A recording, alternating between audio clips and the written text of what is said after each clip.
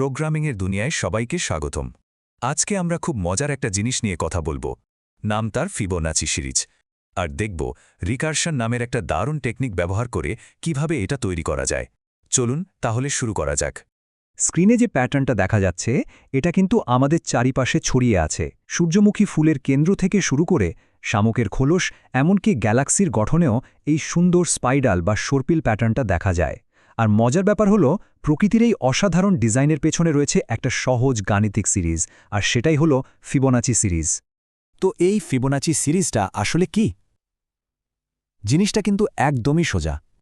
এটা এমন একটা সংখ্যার ধারা যেখানে যে কোনো একটা সংখ্যা হলো তার ঠিক আগের দুটো সংখ্যার যোগফল। ব্যাস, এটুকুই এর মূল রহস্য। চলুন সংখ্যাগুলো একবার দেখি। সিরিজটা শুরু হয় 0 আর 1 দিয়ে। এরপর কি? 0 আর 1 যোগ করলে হয় 1। তারপর 1 আর 1 যোগ করলে হয় 2। এরপর 1 আর 2 যোগ করলে হয় 3।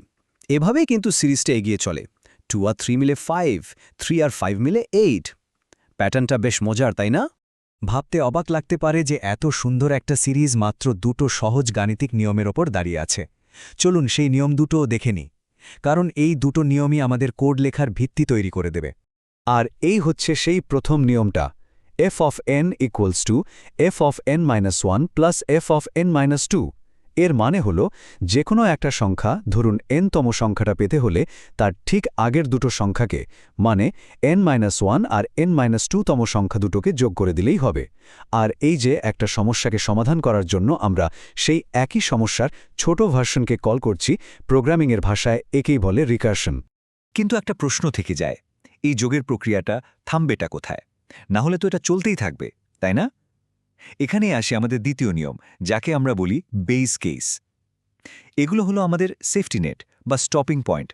আমরা শুরুতেই কম্পিউটারকে বলে দিই যে ফিবোনাচি সিরিজের 0তম সংখ্যাটা হলো 0 আর 1তম সংখ্যাটা হলো 1। এই দুটো মান জানা থাকলেই রিকারশনটা একটা জায়গায় এসে থামতে পারে।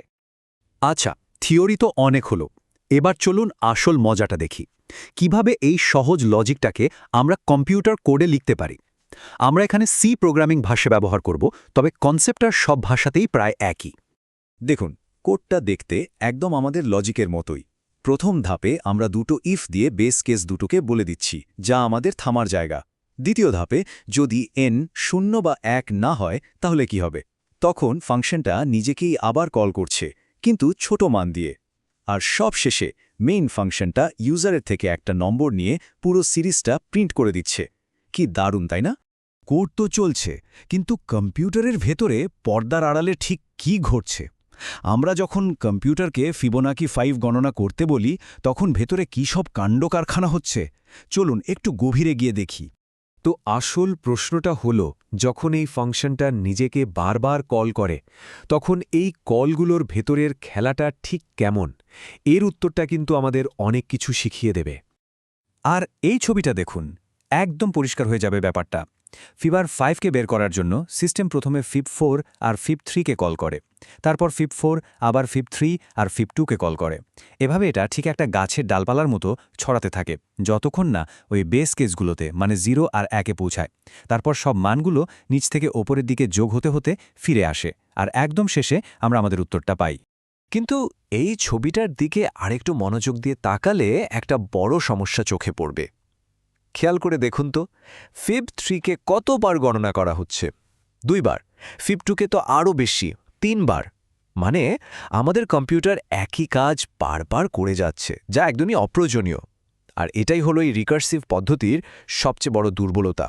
এই যে একই গণনা বারবার হচ্ছে, একেই আমরা বলছি রিকারশনের হিডেন কস্ট বা লুকানো খরচ।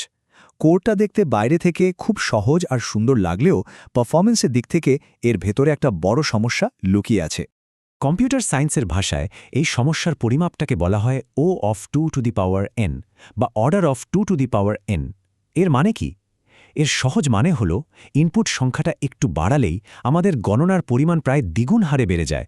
মানে এটা খুব তাড়াতাড়ি অনেক স্লো হয়ে যায়। তাহলে সংক্ষেপে পুরো ব্যাপারটা কি দাঁড়ালো? এই পদ্ধতিটা অদক্ষ, কারণ এখানে একই গণনা বারবার হয়। ফলে একটু বড় সংখ্যার জন্যই এটা অনেক অনেক বেশি সময় নেয়। আর প্রত্যেকটা ফাংশন কল মেমোরিতে জায়গা নেয় বলে এটা সিস্টেমের মেমোরিও অনেক বেশি খরচ করে। এখন মনে প্রশ্ন আসতেই পারে, যদি এই পদ্ধতিটা এতই অদক্ষ হয় তাহলে আমরা এটা শিখছি কেন? এটা শেখাটা খুবই জরুরি, কারণ রিকারশন নিজে কিন্তু একটা অসাধারণ শক্তিশালী কনসেপ্ট যা অনেক জটিল সমস্যাকে পানির মতো সোজা করে দেয়। আর ফিবোনাচির এই উদাহরণটা আমাদের চোখে আঙ্গুল দিয়ে দেখিয়ে দেয় যে রিকারশনের দুর্বলতাগুলো ঠিক কোথায়। এই জ্ঞানটাই আমাদের আরও ভালো প্রোগ্রামার হতে সাহায্য করে। এটা আমাদের শেখায় যে কখন রিকারশন ব্যবহার করা বুদ্ধিমানের কাজ আর কখন আমাদের আরও ভালো কোনো রাস্তা খোঁজা উচিত।